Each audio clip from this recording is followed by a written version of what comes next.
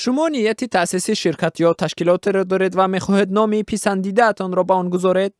این آرزویتان به شرط میتواند عملی شود که نام انتخاب کرده شما با مسئولان کمیته زبان و اصطلاحات تاجیکستان پسند آید.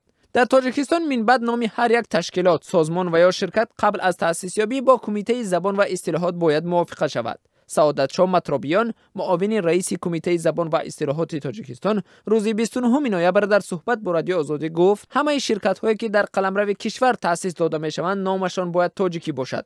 استثناء تنها نام شرکت های مشترک با کشورهای خارجی و یا شرکت های معروف خارجی هست که اجازه دارند موافق به زبان خود شرکت را نامگذاری کنند.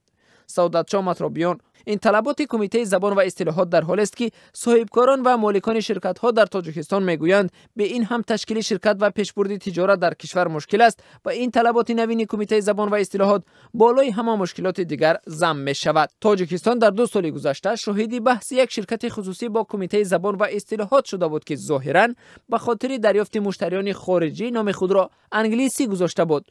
سال 2015 کمیته زبان و اصطلاحات علیه شرکت تهیه لباس I am different که مالک از شهروند تاجیکستان است به دادگاه شکایت برد. اصل دعوا از انگلیسی بودن نام این شرکت بود و کمیته طلب کرد نام شرکت عوض شود.